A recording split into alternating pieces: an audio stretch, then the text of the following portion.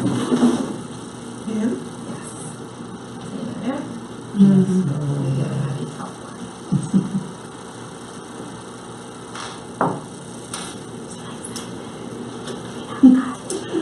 Oh Lord.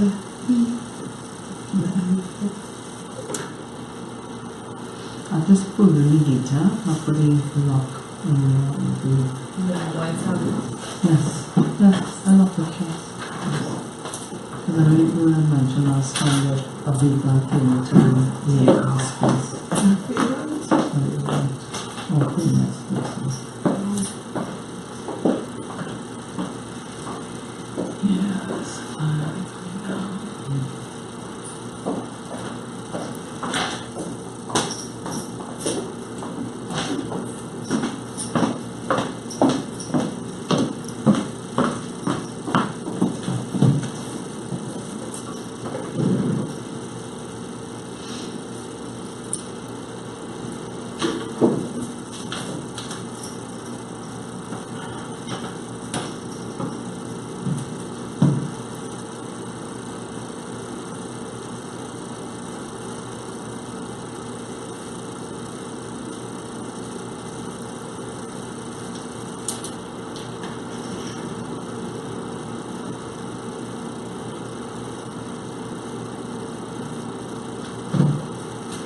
Thankfully, we have a good job.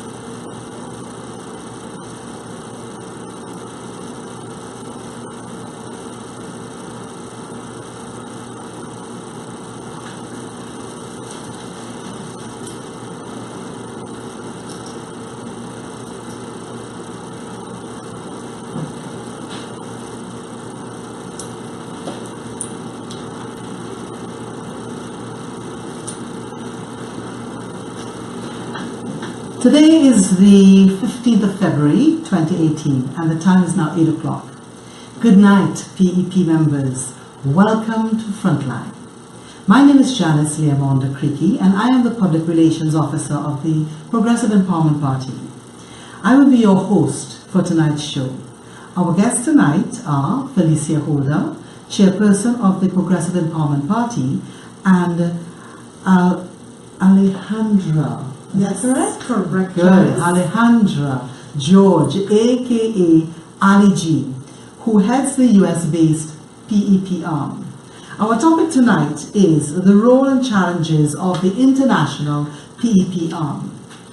But before we go into any questions, we keep talking about Trinidadians living abroad in America and in Europe and London, Canada. But we don't seem to be able to have any sort of information that pertains to them.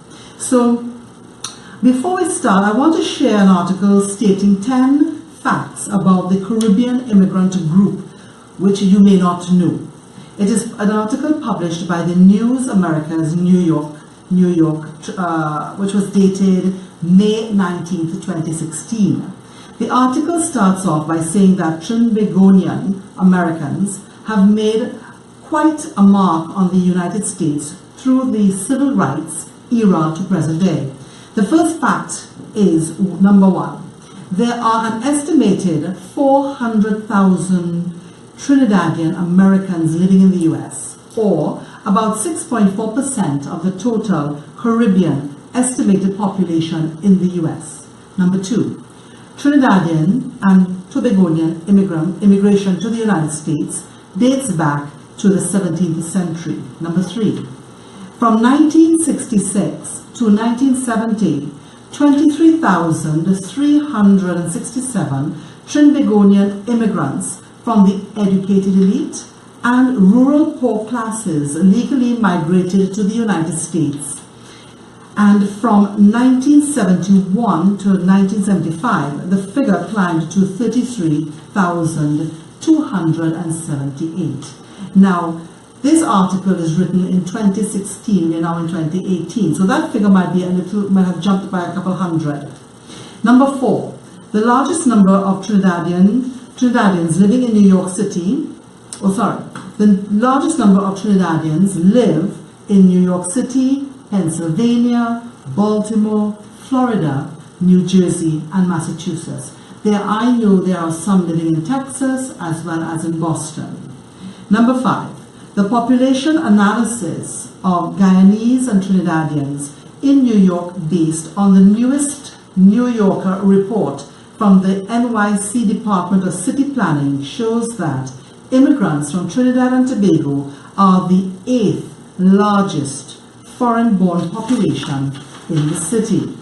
Number 6, more than 40% of all Trinidadian immigrants in the United States live in New York City, according to the population analysis of Guyanese and Trinidadians in NYC by the Indo-Caribbean Alliance, Inc. Number 7, Trinidadian immigrants' household income is approximately $44,000 US, which is consistent with the average household income for all foreign-born populations. Number 8, the median age of Trinidad immigrants is 46 to 48 years old, but approximately 1 out of 3 is between 18 to 44 years old. Number 9, the West Indian Carnival in New York City, which had its genesis in Harlem, NYC, as a pre-Lenten indoor fete, was founded by Trinidad immigrant Jessie Waddle.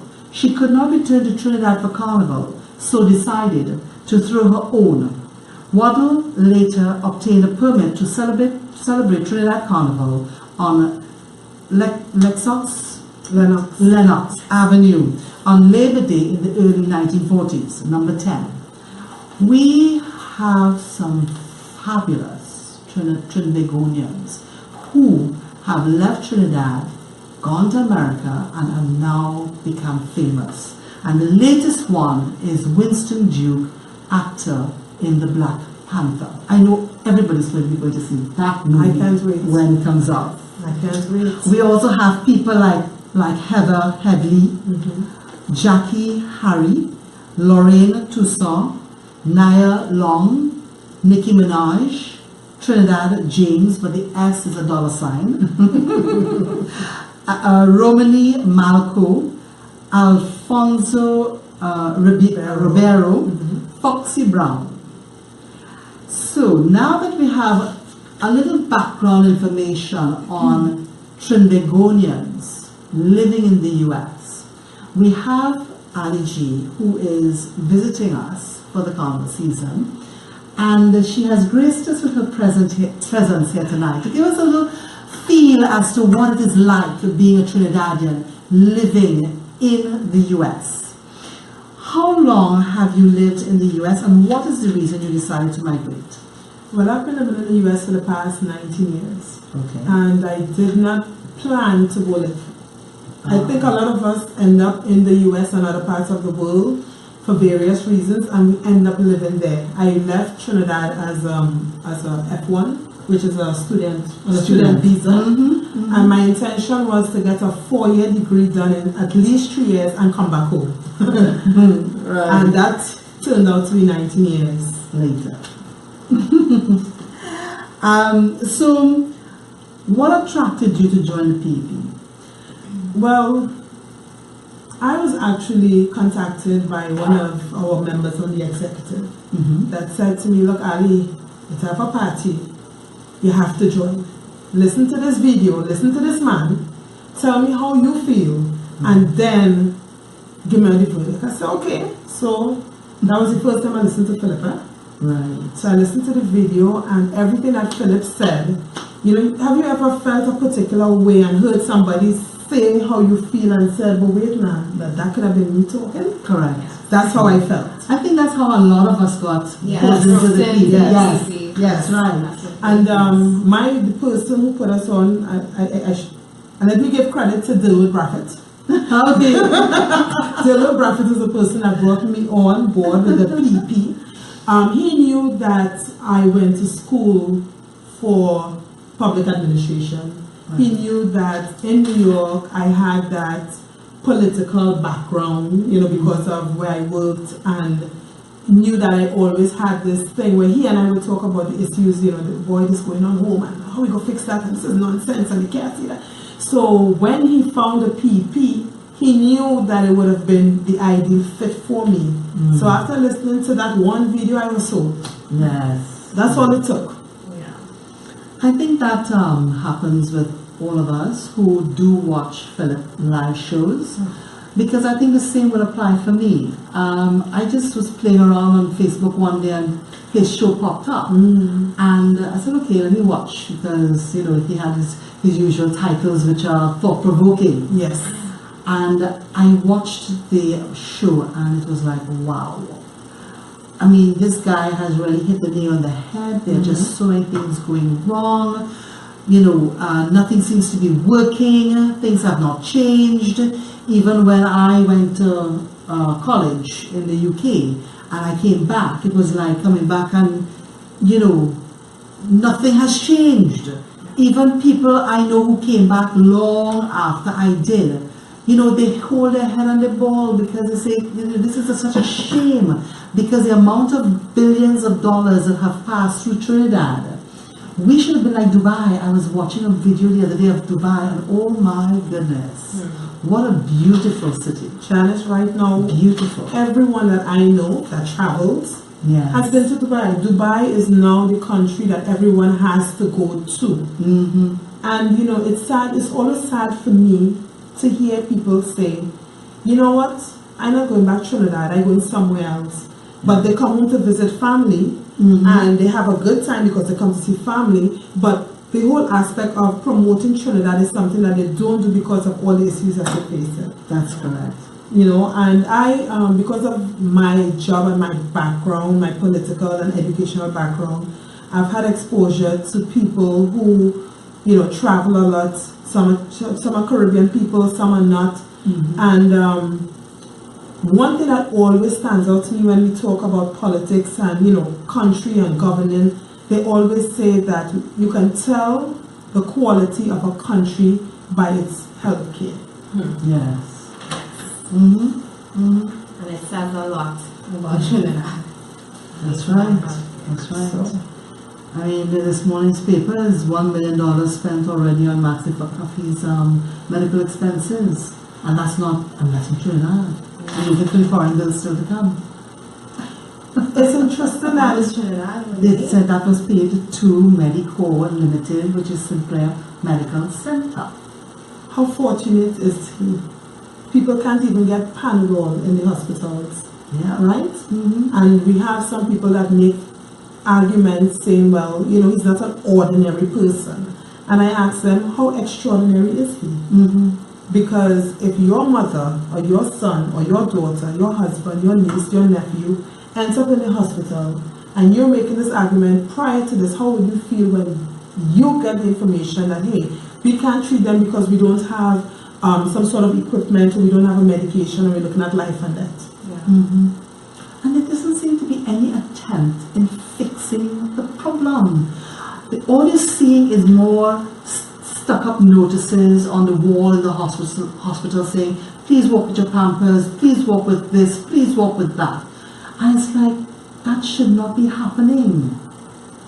So we have to wait for the people to wake up to what's really going on in this country. I think that somehow Trinbagonians have become so numb. Yes. They have become so accepting of what is the status quo that sometimes you say to them, hey, all you see XYZ going on, and they say, but that is how it is. Yes. And they get upset with you for telling them what is the obvious, as though like you're rubbing salt in the wound. But my thing is, if you have the cut and I have the salt, don't you think that you should be protecting yourself? Yeah. And you just get such a contrary reaction. It always makes me it always puts me in a tailspin. You know what I mean? Yeah. But it's like in a relationship, an abusive relationship. Yeah. And I put that on my wall the other day because I saw it somewhere, and it was the fact that when a husband is abusing the wife, and if she makes a comment, he hits her a cuff to the face, and she gets silent. Yeah. This is something that has been going on for the last 55 years. And people have become silent to the point where they don't want to speak out. They will quicker talk among their friends, their family, in a bar environment or a line environment. Or post about it on Facebook and do nothing. Well, that too. But some of them don't even want to put it on Facebook. Sure. You see, because they don't want their friends to think that they're speaking out. And of course, when you speak out, you're being told all sorts of derogatory statements and comments come your way, and you're kind of like, well, I don't need this. Ali, I have a question. You mentioned that you can judge a country by its healthcare. Having lived in Trinidad and having lived in the United States, living in the United States, what for you is the comparison? Like if you had to do a comparison, where would you say we ranked? Okay, so before I do the comparison, I want to put a preface out there where I want to say that even in the best country, there is bad hospitals. Of course. Right? Let's put that there because somebody will jump up and say, but hey Ali, I went to Brookdale in New York and XYZ and this didn't happen and that didn't happen. So here's what I'm going to say as someone who has used the healthcare system here in Trinidad and Tobago and also used the healthcare system in New York, right? One of the things that always stands out to me is the lack of equipment here in Trinidad and Tobago, right? We have children here that suffer with asthma. And in Trinidad, I believe from what I've been told, I remember as a child I suffered with asthma and I had to have a little notebook. And when I got an asthma attack and I couldn't breathe and I was wheezing, sounding like an old train trying to go up a hill, my mother would take me to the hospital and I'd show them the notebook and then, they'd make notations, put it into my treatment and stuff. But I had to go to the hospital and get the treatment there. In New York, if you have a child with asthma, there is that treatment facility for them to get they give them steroids that helps clear your bronchioles and your lungs, right?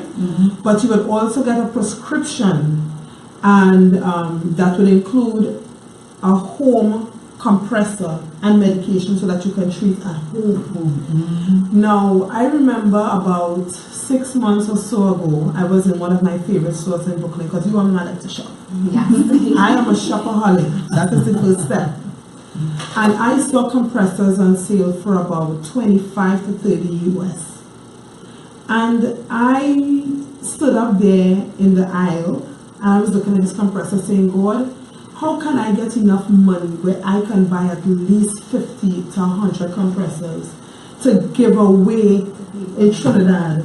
Because when you have asthma, time is of essence. When you cannot breathe, you can die, and so many people have died from asthma. So for me, You said it was 25 US? about 25 to 30 US. Yes. Well, if you went straight to the manufacturer, would you have gotten it cheaper? Because the 25 would be a markup cost for the store. So, well, this store, here's what I will say. I know that this particular store that I'm talking about, they get products in bulk. So sometimes they get something and it's a one-off. So you may not be able to go to the manufacturer and say, oh, I want the same product and how much would you sell it for? Because for some reason, this product, they got it in bulk, they got it cheap. But just the idea of people being able to self-medicate at home, right? I have a girlfriend that recently moved back to Trinidad after Trump won, right? President Trump won the elections in the US. And she returned home because she was undocumented. And she said, you know what, I'm not going to allow him to deport me, I'm going to self-deport. And that's what she did. And when I was coming here, she asked me to do her a favor of bringing her some insulin. The insulin, even though she was undocumented and she lived in the US, she paid, there was Medicaid that covered her, right? You got coverage in New York on a sliding scale basis based on your income, even though you're undocumented. And she would have paid for one of the diabetic pens. She was paying something like $3. Here she's paying $200 for that same pen. Wow. $200. Awful. And I can give you another example. We have a PEP member who has a very bad case of allergy. And we were having a chat, one of our threads, and she was saying, I need to get an EpiPen. There is no one that brings EpiPens into Trinidad and Tobago.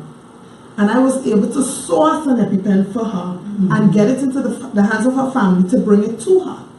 And it was a reasonable price for an EpiPen, because it could be $700, but the person had insurance and they charged only what they were charged, so that was wonderful. She was very happy. I was very happy to be able to be instrumental in getting that to her.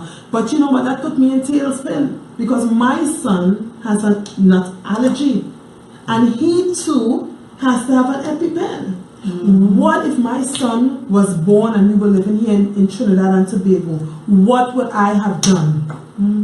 And you see, this is the reason behind my feelings behind the Maxi Coffee issue. Because yes, he's away and getting treatment and whatnot, but when you think of people who can't get the basic necessities, and then you think of nearly $1 million being spent, how special do you have to be to get even a fifth of the kind of service and treatment that he's getting? How special? Because I know as a Trinidadian, one of the first things, I was sick a couple of weeks ago, one of the first things you think about is, am I really that sick that I need to go to the hospital? Because you don't want to go there. And then you have to think, if I go private, my bill is going to be $2,000 plus. So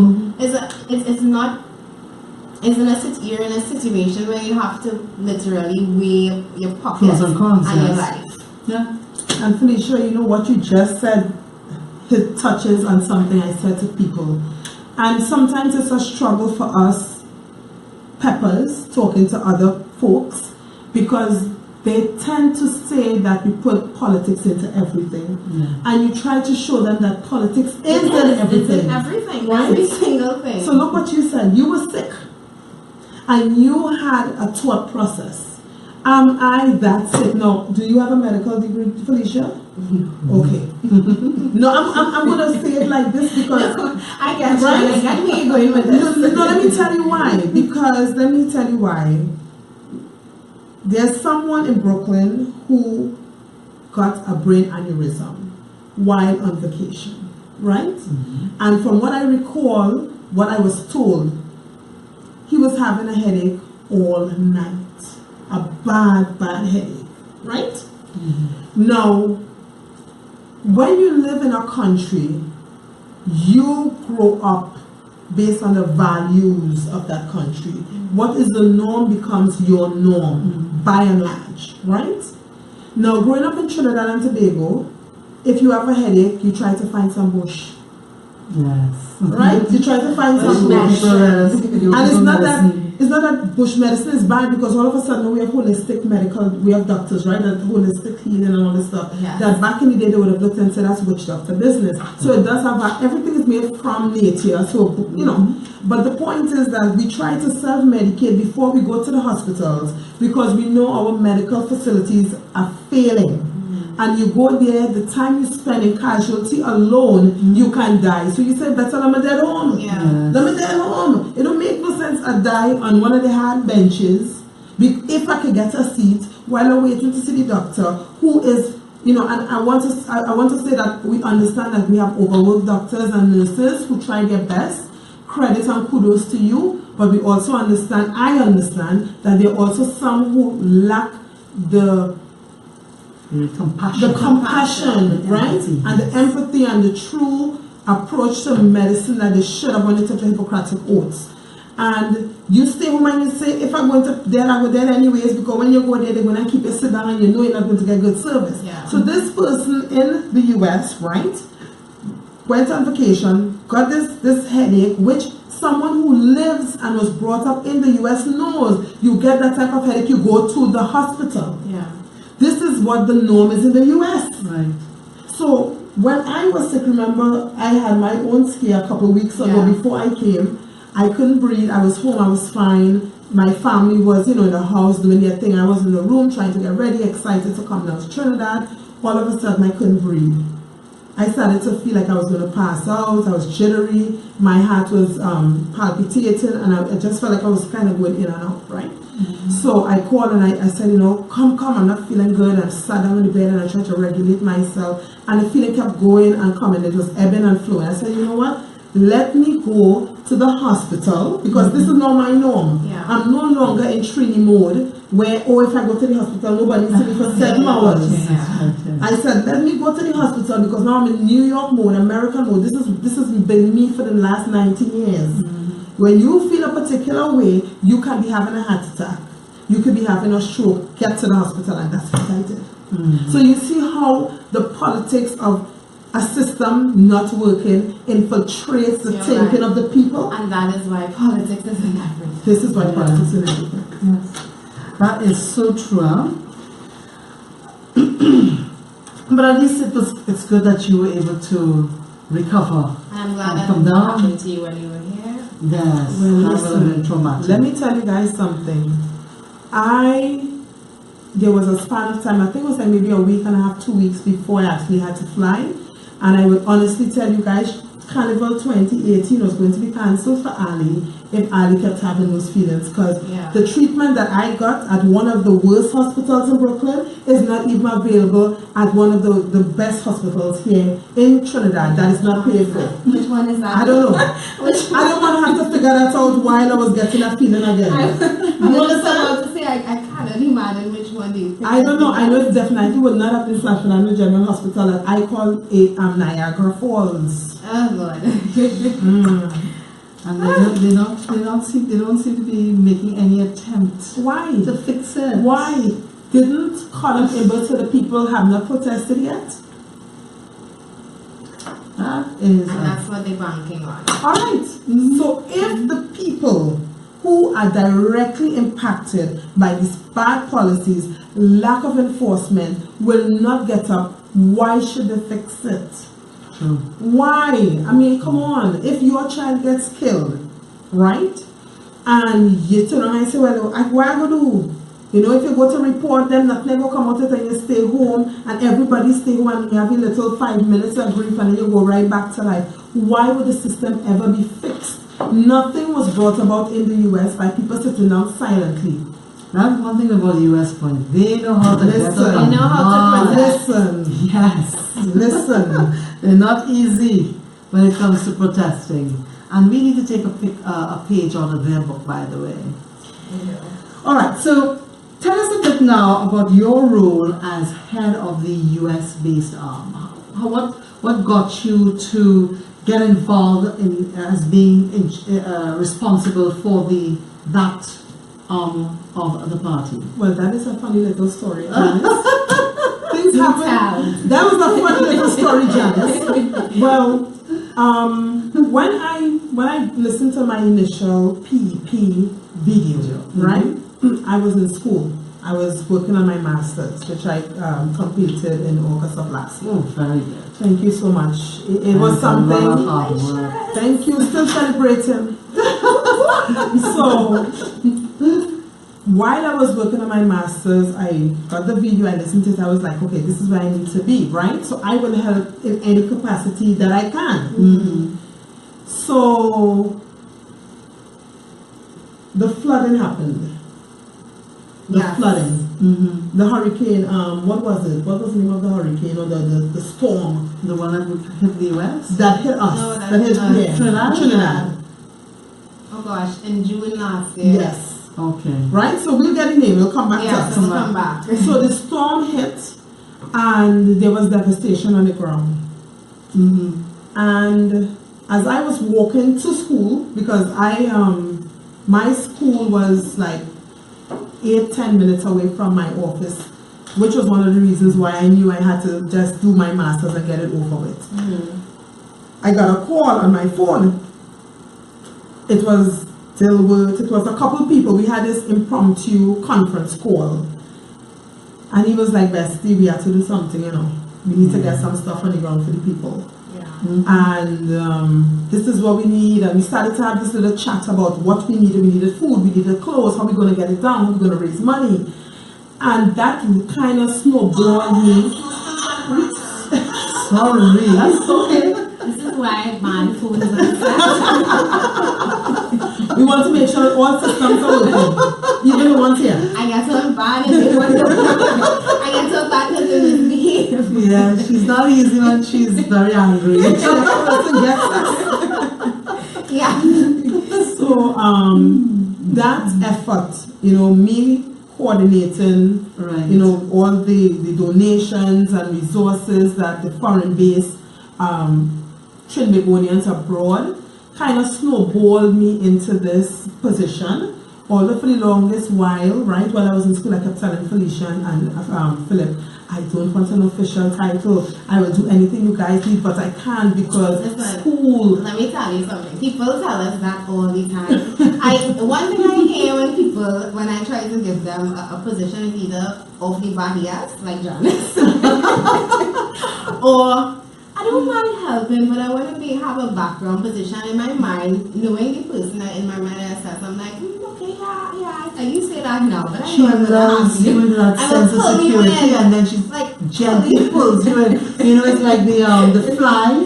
The fly come into my way. I was telling someone about that just the other day.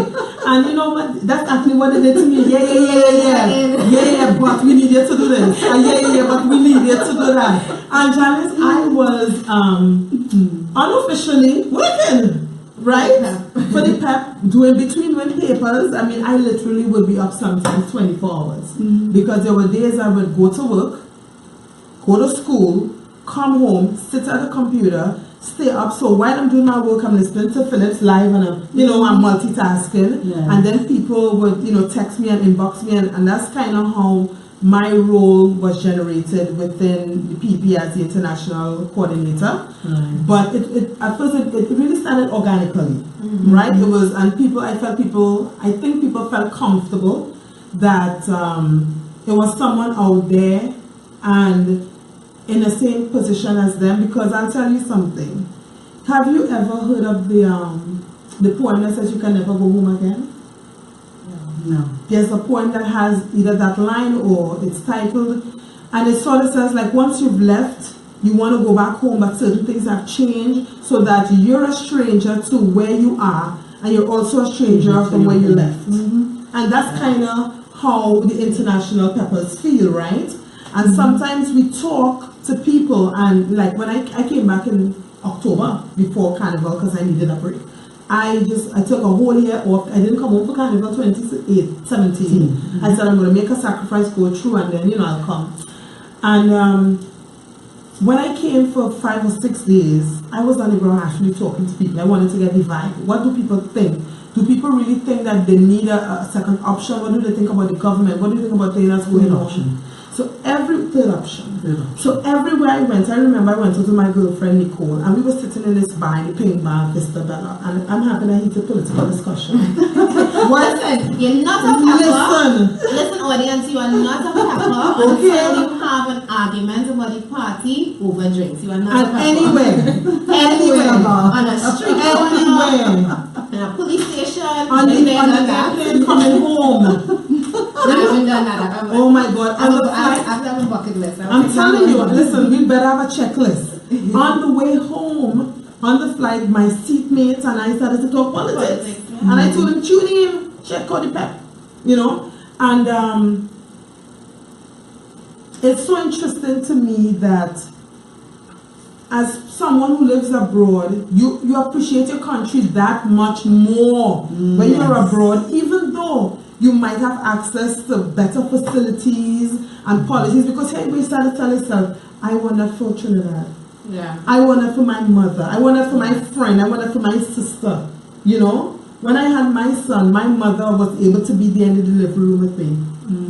That was something that is not possible here unless you go to one of the private, right? There's so many things that you can do out there that I kept seeing in my mind, in my crazy mind, that this would be beautiful in Trinidad. I remember one of our peppers recently had a baby. I won't call his name because, well, he did not have the baby. His wife had it. Congratulations! And he sent a photo of the maternity room.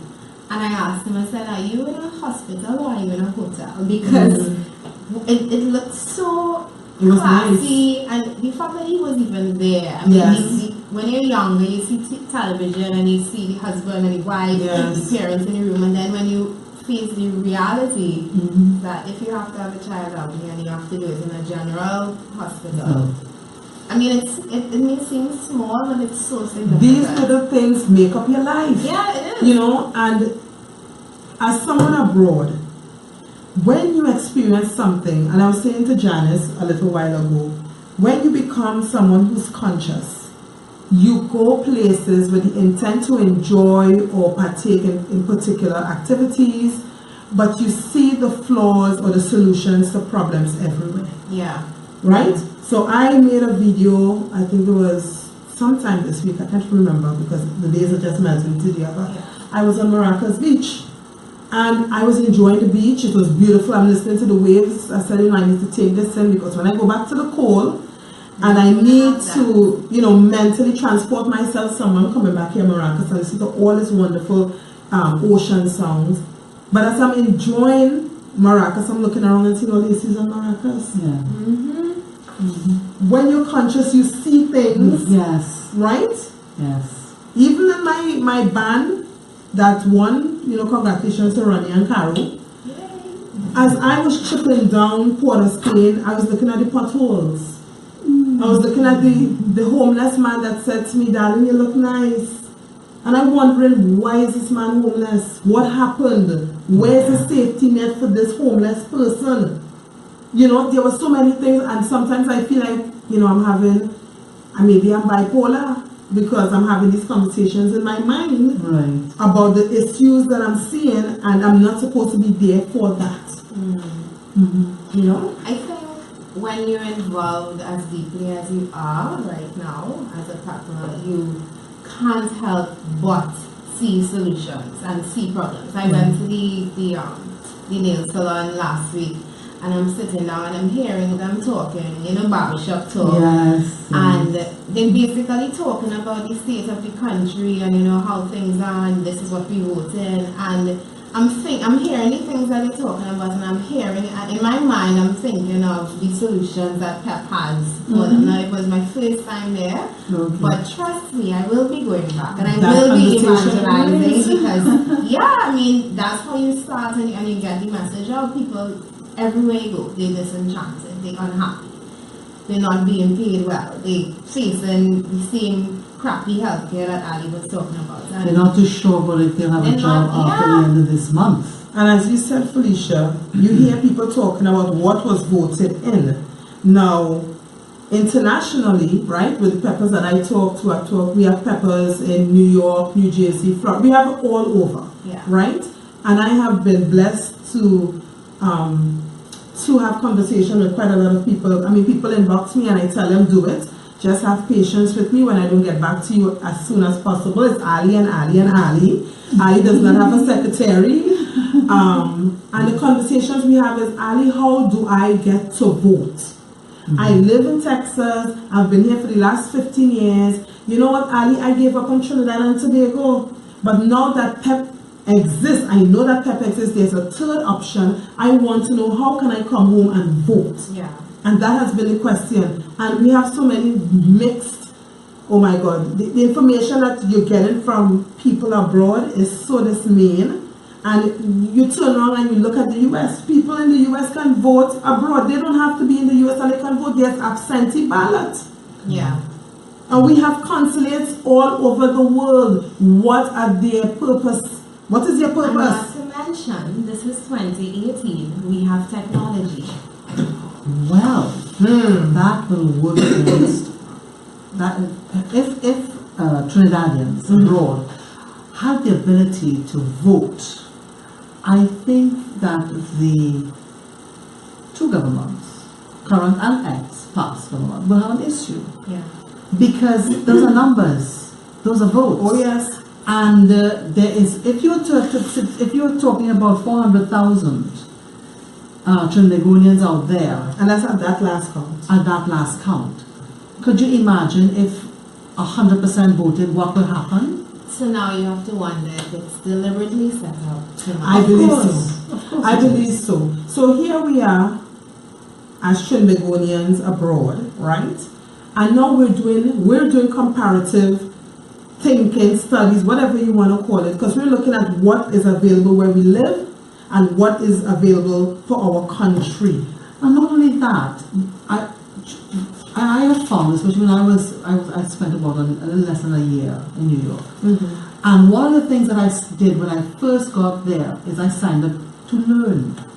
A lot of Trinidadians who have gone away and are now currently living in the US have educated themselves. Yes. So they Yes. know, because they have to educate Yes. themselves You about have the legal to. system. You have to. Right? You have to. And they are now, more intellectual. They can look at things in a more positive light and so on.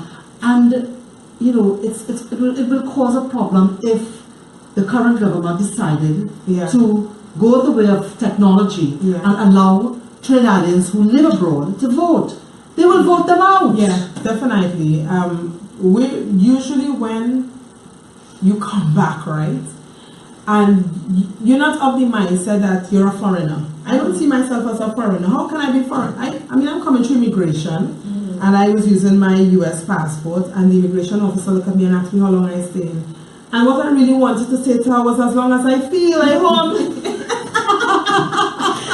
I really, but I had to check my mouth. Sometimes I have to be conscious and check my mouth, because my mouth can get me in trouble. Yes. And so I said, Ali, Really get a call from Ali.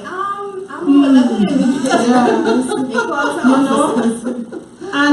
and you get here and people call you Yankee or whatever it is they want to, turn you as, because you live out there, and you go somewhere and you see something going wrong, like bad customer service, and you're vocal about it, and the first thing you hear is say, yeah, that them Yankee, them when they come back, they feel they know everything. Because I have learned to stand up for myself. Yeah. It's something you do learn to do in America. You have to. You have to. So now you become ostracized because you will speak up about what is going on that is wrong. And you may even give a few suggestions. And yes, I do. I went to the FCB and they were running around talking about how much citizenships I had and they didn't know what to do with me. And I said to the manager, I said, listen to me. I will give your workers, all of them, a seminar free of charge on immigration, because this right here is unacceptable. I said, please take my number. I said, this does not work. It doesn't look So good. they've never dealt with anybody with No, your they did not know what to do with me and my triple citizenships. which did not have anything to do with what I went there for. Yeah. All they needed to do is verify that I am a citizen, since that was the issue that took 3-4 years for me to rectify, to get an account unfrozen. Don't worry where else I have a citizenship. You are not immigration. So Trinis abroad are now motivated. They want to come home and vote. They say, okay, if Trinidad and Tobago claims to recognize dual citizenship, why is it when we land in Trinidad and we go to get an ID card, they put us through the 3rd degree? If you go to Port of Spain to get an ID card, they tell you, okay, ma'am, I see you live abroad, you cannot get an ID card. They come San Fernando say, okay, we will give you an ID card, but we will not put you on the voters registration list. You go down Penal say, no, you're fine. You have a birth certificate here, you're fine. And they put them there, so there is no consistency in policy.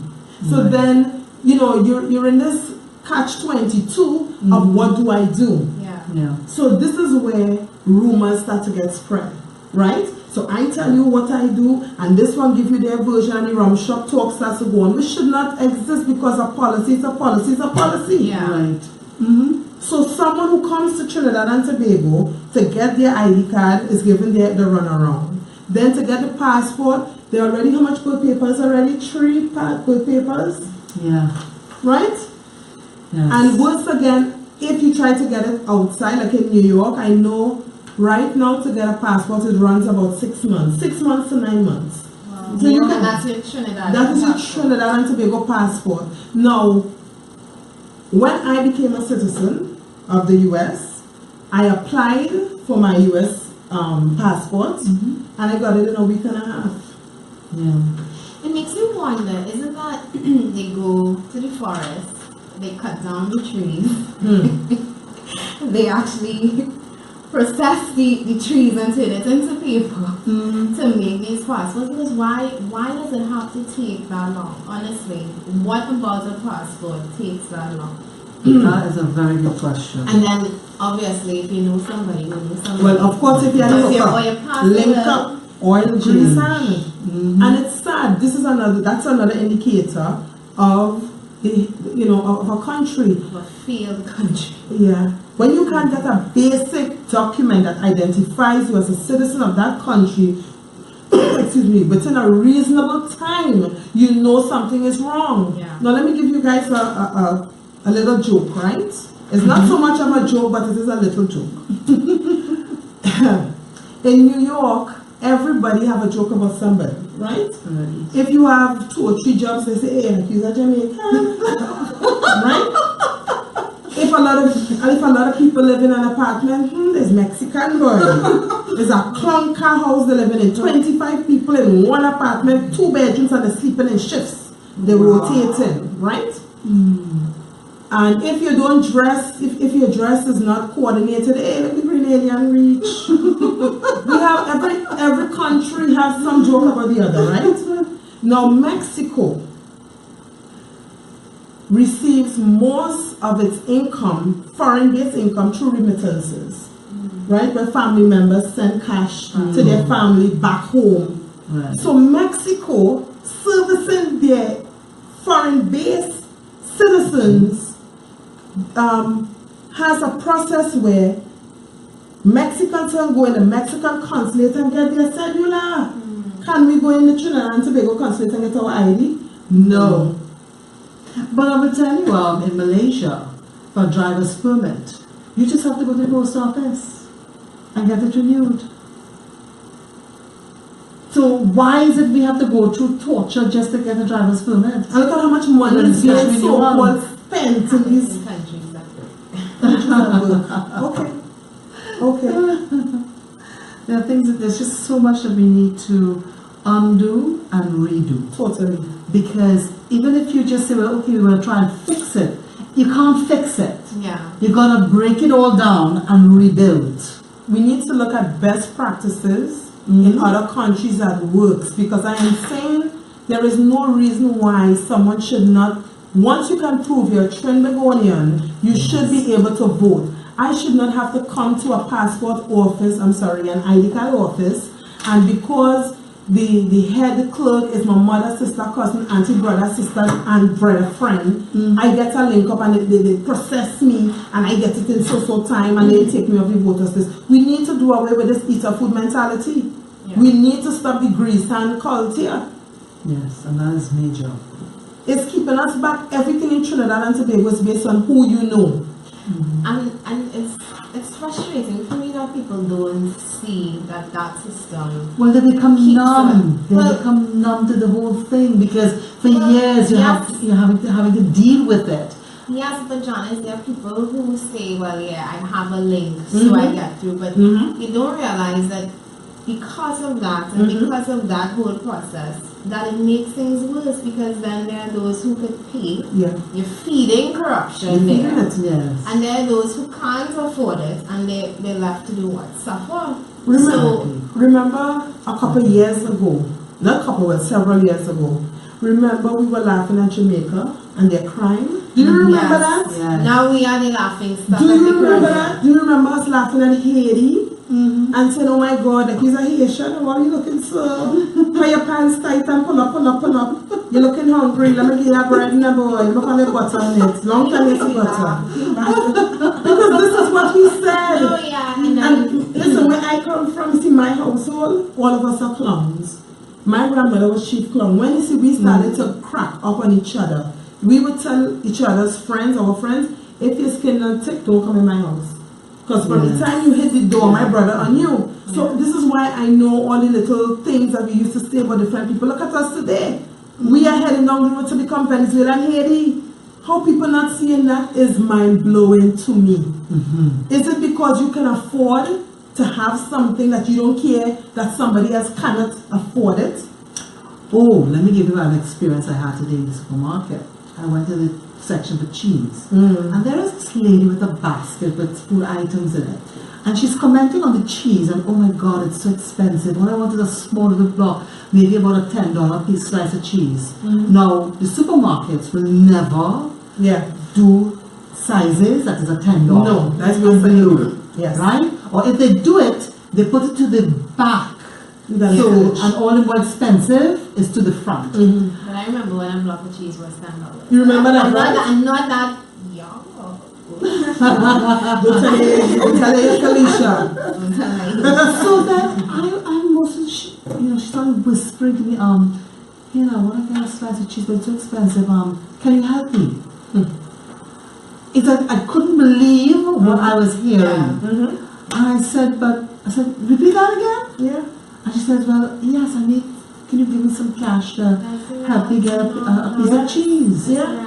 You know, and it was, my mind was just blown because to actually have someone come up to me and ask me to help them get a block of cheese, it was like, no, this could not, I'm in another world. Janice, I had an argument with someone, the same by the pink bar, the guy and I was having an argument, and I was saying to him, I said, do you know that Trinidad is heading down the road of Venezuela? He said, what do you mean? Look, everybody lying in the... I said, boy, do you know there are some people cannot buy a beer? He said, everybody can buy a beer. And I looked at him and I said, oh my God, we have people who actually believe. They're delusional. No, they're honestly, a lot of people, they're living in a bubble. Yeah. And a lot of it is maintaining pretense to. You know for yourself that you living paycheck to paycheck, barely borrowing from this one and that one. And it's the truth. Like if you have to be honest with yourself, you know a lot of people know that they're struggling, but they refuse to actually admit it because admitting it would mean that they have to face reality. They don't want to face reality. And they have to fix it. Because why would you admit that there's a huge problem facing you and then say, oh, whatever, it's better live in a fairy tale land. It doesn't exist. Well, I'll give you another story. A gentleman who I know quite well, who has several businesses, said to me, he said, John, what you have to do is to insulate yourself. Because what he does, he gets out of his home, he goes and he opens up his various stores, makes sure everybody's in place, and then he goes back home to sit down and watch the news. And it's not even Trinidad news. He's watching the news in the US. And he does not come out of his house again until it's time to go to the gym, which is close to lunchtime. Right. And then he goes back home and sits down again and watch more news. What is he saying that you're not going to feel it until the world At your door. It's at your door. And one of our, we have a comment on the thread saying from Gemma Gadishaw, for such a God-fearing people, Trini sure condone a lot of sins.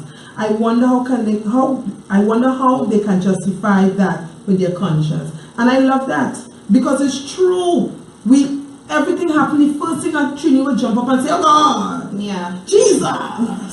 No, but you're right. They go straight to religion, right? But the same religious person, and I have a pet peeve, let me just put this up there, please. You put Forgive me. out there.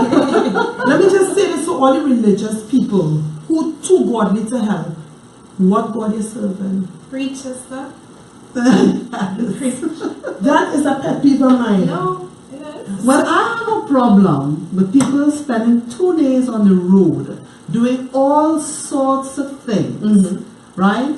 And Ash Wednesday, they sanctified. They in church. Yes. Well, I have a problem. But you know what this is, Janice? They say that's what Ash Wednesday is for, you know. The same thing, if you don't sin, what Ash Wednesday good for the ashes will go to waste. But I will say my costume was very nice and I was covered. So I did not. But you can I was saying on there, you look fantastic. Yeah, but you see, you have people who went out there had a great time. Yeah. And my husband and I were standing on the side of the truck. And there was this woman who just, whenever the truck stopped, she would literally bend down and expose her butt to the two of us. I saw too many butts this week. And I looked at my husband, he looked at me, and we would say to each other, which one do you think she's exposing? Maybe both of you, and now you know it's 2018. It was unbelievable. I just, me personally, I tell people, I think that God, this is my little thing, whether you're religious or not, I think that who you are is really based on how you treat people. And if you can see someone else in suffering, somebody else needs something, and you can walk by, or you can make some kind of disparaging remark, well, me, it's my fault, she have 5 children, and I take all them man. Sit down and put yourself in somebody else's shoes. A couple of weeks ago, I did a video on domestic violence, and it was prompted from me reading on Trinidad papers, 2 or 3 women getting, killed and beaten, and this one woman came on Facebook and she exposed all of her documents from the police station. She had so many reports. Yeah. She went and she got an order of protection. Exactly. Remember that? But an order of protection is nothing without enforcement. Yeah, because he comes to your door to beat you. What you do? Hold up the order. What do you do? But no, what do you really do? And going back to Janice's earlier analogy of the nation being involved in silenced. It's silence in a domestic violent, abusive relationship, like with a husband and a wife. That is the truth. Trinidad and Tobago for too long has allowed politicians to ill-treat us. Abuse, not ill-treat. Abuse. Abuse. I don't want to use more words than that. Abuse. And say, what are we going to do? So it is. So now we go back to what we said before. Why would anything change if nobody is ready to stand up? My question is always, what more will it take, Yes. What will it take? What more will it take? If you know you have a neighbor that's being abused by her husband, and I know people say, you can get killed for this, and I understand your safety is, it's your priority, you have your own life, live, whatever. But assess the situation, call a policeman, because the same strength it will take to pick up the phone to call a friend to Mako and say, girl, he beat the shit, if you get it, call the police. Do something that might save that woman's life. And if you see her and you try to approach her and she's accepting of your help, because some people looking for help, there's no more families. Yeah. We're living in a country, and this, I think what I said, she said, we're living in a world where nobody is anybody's keeper anymore. Policies and laws is what is keeping societies intact. Trinidad and Tobago has become very lawless. The people who have been put into place to keep law and order are criminals. And I'm not saying all officers, all police officers, but we know enough are doing what is wrong. So now people are afraid to make reports. And people say, oh, all encouraging crime because you wouldn't report. Report to who? Correct. Who are you reporting to? People tell you straight up, Ali, this police station, here you go in there and you make a report before you reach them. Who you report, no, you don't report them. So you sit down and you bear it. All of these things are all parts of the abusive relationship with government, where the policies that are supposed to be in place to protect us are not working, they're not enforced. You go to the hospital, it's not working. You go to the police, it's not working. WASA not giving you no water. The minister saying he was amazed that he went to England and he could have gotten water 24 hours. Let us stop here on that. I mean, that is, Felicia, in New York, right, you may have water disruption if something out of the way happens. It has to be something like, whoa, right? Here in Trinidad and Tobago, everybody have a bucket. In my apartment, I have bucket, you're from the Caribbean, so you're always doing something. Yeah. But people who live in apartments usually don't have buckets because you're not filling up water, you have tap-borne water. So when the systems don't work, you find you cannot vote away, even though your country say that it recognizes dual citizenship. You cannot get documents that are supposed to be available in the consulate because nobody in the consulate knows their job. I had to go into the New York consulate and tell them what they need to do. I needed to let them know that, listen, I deal with immigration documents in my work, my job.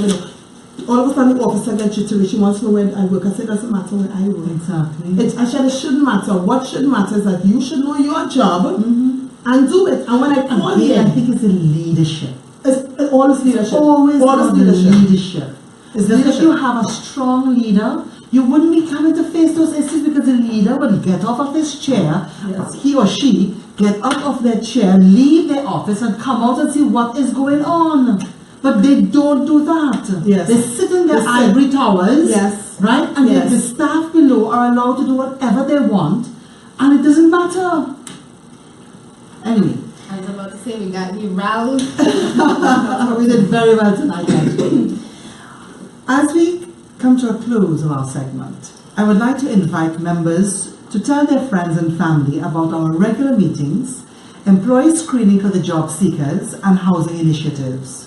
This Saturday, we are open again, and our meetings will start from 12 noon at 19 Stanmore Avenue, Port of Spain. Come and add your voice to the frank and open discussion and express your opinions, because that's what we're about. We want to hear from you. Executives of the party will be in the meetings to answer any questions you may have. Don't forget that you can become a volunteer and can serve on any of our committees or teams that include the National Executive, Constituency Executive, Constituency Representative, the Youth Arm, the Women's Arm, Security Team, Event, and also the Events Committee. Why volunteer? The Progressive Empowerment Party is different from any other party that has emerged in the past decade. Not only in its principles, but also the fact that we are mainly comprised of ordinary people. We believe that citizens should have a say in how they are governed. So we invite persons to volunteer, to serve within our organization and help advance the vision and mission of the PEP. One people under one flag. Why you should also donate to your party. The Progressive Empowerment Party is a volunteer organization that depends solely on the contributions from our members to keep us funded. Our goal is to contest the next general elections, which will require significant funding. The PEP is guided by principles of transparency and accountability, and we assure you that your generosity will be used solely for the advancement of the organization as we work our way towards a better Trinidad and Tobago. We don't have deep pocket financiers who will expect to be repaid in contracts when we get into government. The party belongs to the people and the members. Therefore, visit our website, peptt.com, to join as a member and view all the different ways to donate your contribution to the party. The Progressive Empowerment Party will be working for you and to ensure that no citizen is left behind. As we close, I will invite Ali G and Felicia to give their closing remarks. Felicia. Okay, well, I did not get to say this because we were chatting so much, but definitely, Ali, it was a pleasure to have you on. I was stalking Ali to get her on the show for the past 2 weeks. I'm so happy that she can make it. Had to make it. Definitely. As the leader of the international, what I do want to say is that for our overseas preppers, people who are not sure yet how they fit in, particularly if you're in the New York chapter, Ali needs help. We need help. None of us started this as our profession. We did not wake up one day and say we want to be in politics, we want to form a party. This is hard work. I think people sometimes take it for granted, just how many things that go into just this show tonight. Yes. Guys, just the show tonight. There's so much going on in the background happening remotely. It's a lot of work, it's a lot of time, it's a lot of energy. We need help here locally, and Ali needs help internationally. I ask you to reach out to her, find out how you can contribute, whether it's time, whether it's money, whether it's just your support, because we need it. She needs it. Because if you all really want a new option, if you really want a better Trinidad and Tobago, you want to come home and not just come home to fete or to see family, but come home to feel as if you really are in a place you can call home, You have to help us do it. And Ali is the person. Please contact her. She is available on Facebook. And the or you Ali can- G. on the Ali G. You can also reach out to me. We need your help. And I really thank you for taking the time to watch us tonight or whenever you are viewing this program. What I would like to say in closing is that I would like to first of all give a shout out, warm shout out and love to the international body of the PEP. We have a family out there that are so patriotic, it's crazy. People will be calling me all hours of the night and day to donate and say, Ali, how can I do this, how can I do that? So I want to tell you guys, I appreciate you so much. This is 2018, there's a lot more to be done for us to get Trinidad and Tobago to be the country that we know it can be. For many of us that want to return home, those of us that have visited, some of us who just want Trinidad and Tobago to be a better country because that's where our navel strings were buried and we have family members still living here. We have to pull our weight. We have to put action, words into action. It's not good enough to just like us on Facebook. We need your body, we need your resources, we need you to donate, we need you to join, we need you to spread the word about the PEP, we need you to come out to meetings, we need your resourcefulness because some people are just so creative and you know they can come up with so many different ways to help us be a better entity. And I also would love to say thank you to Felicia, who was, Felicia wasn't letting me go back and I ain't come on front line and all that. Let me just say about that. Felicia, like listen now, Carnival Tuesday, and I was shipping. There was Felicia with Ali, can you make it this Thursday? So I want to thank our chairperson. Let me tell you something. This is a small powerhouse.